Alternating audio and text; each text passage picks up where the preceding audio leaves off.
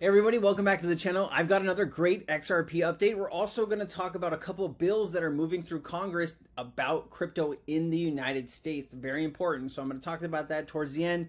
But we got some Ripple news, baby. We got some more info. Brad Garlinghouse was making the rounds on the good old, not YouTube, but that's where we are. But on regular TV, he's making the rounds. And this is an interview he did. Let me show you this. I think this is with Squawk Box, the exchange on CNBC. Check us out. Brad Garlinghouse, CEO of Ripple Labs, along with our Kate Rooney. Kate? Hey, John, Good to see you. And Brad, great to see you. Thank you so much for your time today. Thanks for being here. Yeah, I'm really excited to be here. Good to see you both. So it's been almost 3 years of litigation. You've been fighting the SEC, and there's been a lot of confusion about what this court decision John mentioned actually means. What is the direct impact for your company, Ripple, and for the broader crypto industry right now? Well, 2.5 years ago when the SEC first sued us, we said publicly that this wasn't just an attack on Ripple, it was an attack on the entire crypto industry. And I think we did see that play out with the SEC getting more and more aggressive in really trying to regulate through enforcement, which we clearly don't think is a healthy way to do it. I think this is a huge win, not just for Ripple, but for the whole industry. I think it really is the first time the SEC has lost a crypto case and really puts some of the SEC's narrative and comments that they make publicly about all of these digital assets being securities, it puts that in check, and I think in a very good way. And hopefully it also drives the legislative process, because it doesn't make sense to try to regulate this through enforcement, but rather let's have clear laws about this that allow rules of the road for all entrepreneurs. And so, Brad, if this undercuts the SEC's argument, who do you think should be policing these tokens? The industry has really been in the headlines for things like fraud and, frankly, grifts in the past 2 years or so. Do you expect Congress to step up? And if not, is there a gap right now in regulation? That there is a gap, and we saw that in the emails they were exchanging internally. So I think there is a gap, but look, like any industry, you're going to potentially have bad actors, but the vast majority of people I interact with that are builders and using these technologies to build a better infrastructure for financial transactions, for real estate. There are a lot of different use cases for blockchain and crypto that really can be profound. Ripple has been focused on cross-border payments as a starting point. But look, I think you're going to see an incredible number of use cases for these technologies, and having clear rules of the road allows for the investment. All right, let's keep it going, guys. A lot of good stuff here. I love this video. So XRP drops. Shout out to you for making this cool, dope video. Check us out. Did you say XRP is a security? We're in court, active discussion. You can't even answer the question. Why do I hold XRP? We are live. Welcome to a special edition of Crypto Law TV. I am John Deaton, the founder and your host.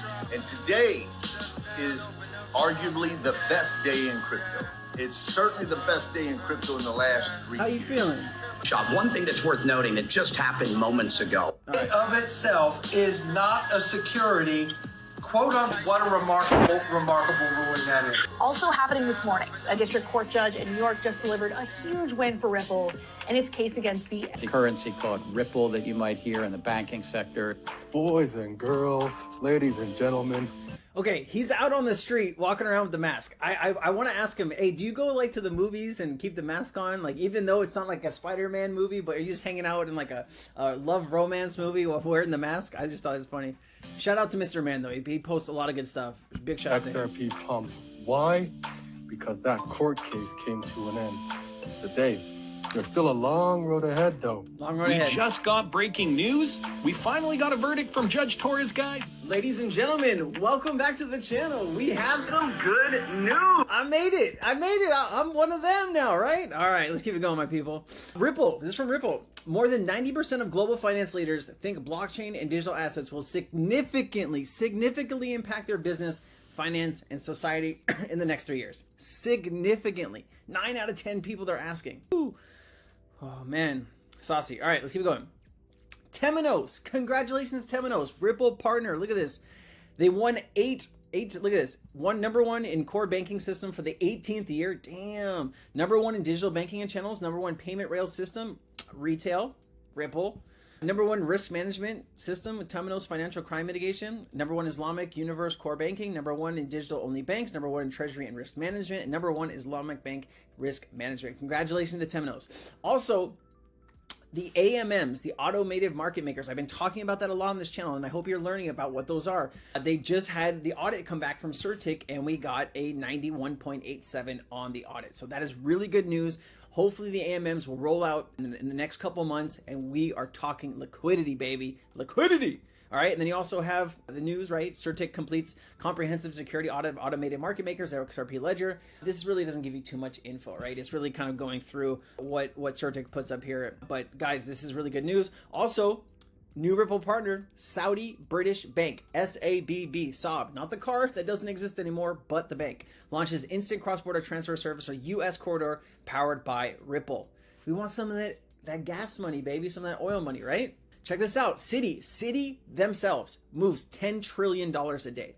When you're talking about cross-border payments, it's Citi, HSBC, and Chase. They usually, 60 to 70% of the time, they are on one leg of those transactions internationally. And Ripple is here to fuck it all up, right? They're here to just say, hey, instead of this old, outdated system, we'll move that money for you at a fraction of the cost and let you save 60 to 80% on transactions. What are you going to do? You're going to sign up.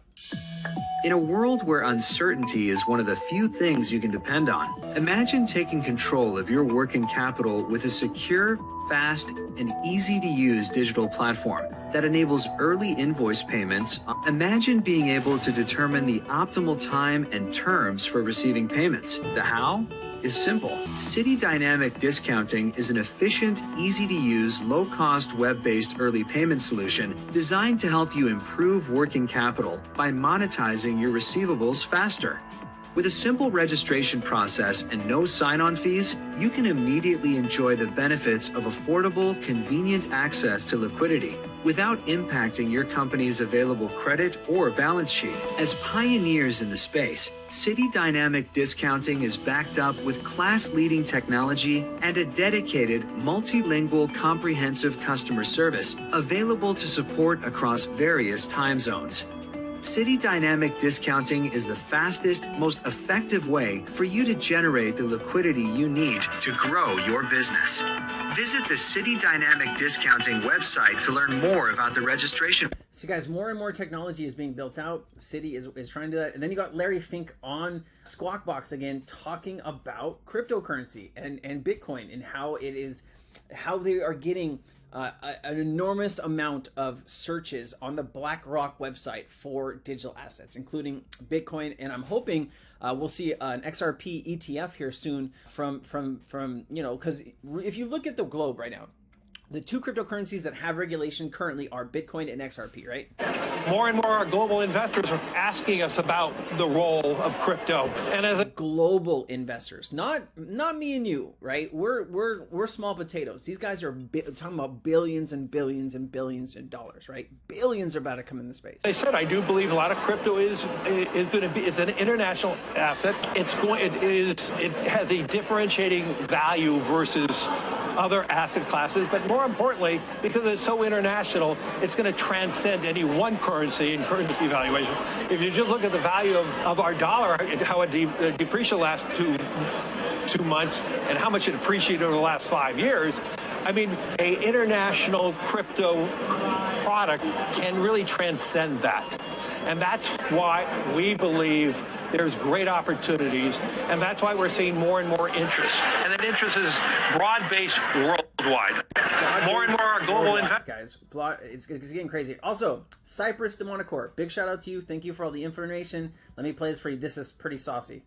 Now that we know that XRP is not a security, let me blow your mind again and remind you why they don't want you involved in this digital asset landscape. Remember, in the future, when they're making all these transactions, they are going to need an intermediary. Remember this company, Securitize, they're attempting to provide access for investors to invest in private market digital asset securities. And we know Ripple is heavily involved in this company. James Wallace is on the advisory board. We also know that Ripple is an investor in this company. Let's head over here to Digital Securities Depository Corporation, delivering the world's first security in fully digital format across borders. Very interesting. Well, guess what? One of the technology providers listed here, KALYP Technologies. Well, let's head over to their website right here. It says KALYP Technologies. Look at this 2030 vision that they have. The majority of the world's $400 trillion of financial security safely sitting on digital registries and is processed via services connected to distributed ledger-based networks. This is why they don't want you involved. Let me even further blow your mind. KALYP. You guys can see right here, partners and providers, Hyperledger. They adopted Hyperledger back in 2019. We already know who's a part of Hyperledger. Ripple, right? Stellar, Quant, Casper, Hedera. Don't sleep on this information. I'm telling you all, ladies and gentlemen, they're literally building out the new financial infrastructure. Let's head over to the UK Finance website. They put out this PDF just recently, Unlocking the Power of Securities Tokenization. Check this out. Let me prove to you all that we are early. Bob Wigley said, chairman of the UK Finance, this is a pivotal moment for the international community to build the necessary infrastructure to ensure that these innovations are rolled out safely and achieve their truest potential. Down here on page 6, they go on to admit, these benefits have yet to be realized at scale. This market, globally and in the UK, are in such early stages. Boom! Check that out. The Law Commission has also shown thought leadership in its recent final report on digital assets. The report confirms that English and Welsh law is supportive of digital assets, including tokenized securities within the UK. This is absolutely massive. 400. This is why they don't want you involved. This is why they attempted to shut out retail. They know what's about to happen, ladies and gentlemen. Keep your head down, invest in utility, do your research, and wait till this crypto winter thaws out. I mean, the guy's got it right, man. If you're not following Cypress, you probably should. The guy's just really good about digging up research and just putting it all together. Just my hat's off to him. All right, this is from Leonidas, another huge member in the XRP community. Ripple, according to its quarterly reports, used to have institutional and programmatic sales. Programmatic sales stopped in Q4 of 2019, while institutional sales were replaced by ODL-related sales. According to the summary judgment, the ODL-related sales now considered securities. And so just check this out. So this goes from Q3 of 2017 all the way to Q1 of 2023. And you look at the ODL related and look how it grows, right? It's growing, growing, growing. Right now it's only doing about $250 million a week. Imagine when you're moving trillions a day, right? It's coming up, guys. We're getting closer. Also, Senator Cynthia Lummis is putting out a bill on crypto and for the crypto asset industry is here to stay. Today, Senator Gillibrand and I are reintroducing a landmark legislation to create a federal regulatory framework that allows crypto businesses and investors to prosper here in America. And what are some of the key points here, guys? Thank you for asking. So glad you asked. It says places crypto assets within the regulatory perimeter. Great. What does that mean? Fully regulates crypto assets and exchanges. Hey. Safeguards consumers. That's me and you. We need safeguards, right? We want to be in a bubble. Promotes responsible innovation. Okay. Securities and commodities, right? There are going to be some that are tokenized or that are crypto securities. There are going to be some that are commodities, right? Like XRP, right? Like Quant, like XLM. Combats the use of crypto assets for illicit finance. So you doing bad things with your crypto, they coming for you, all right? Requires payment stablecoins to be issued by depository institutions and it says appropriations and taxation. They want their money. They want that paper at the end of the day. That's what they're all passing regulation for. They want you to build a $1 trillion company and pay taxes on that so they can collect that money, baby, because they like to spend more than me and you do. All right, so where do we go from here? We need more institutional people coming in and tokenizing securities. As that value moves on to the ledgers, guys, that's when market caps move up dramatically, okay? Stocks, bonds, derivatives. We really don't care about stocks. Bonds and derivatives, we do care about, right? Because stocks is like 5, 10, $20 trillion market, you know, but bonds 5 times larger than the stock market. Derivatives is $600 trillion to $1 quadrillion. Imagine $600 trillion moving across the ledger. What would the price need to be to facilitate that? What would it need to be? I'll leave you with that. I hope you guys have a great day. Please like and subscribe. If you made it through this whole video and you are not subscribed, I'm going to strangle you. No, I'm just kidding. We're on our way to 10,000 people, guys. 10,000 subscribers. I could use your help. Please pass this video along if you found use, if you found utility in this video. Thank you so much. I'll see you the next time. Bye.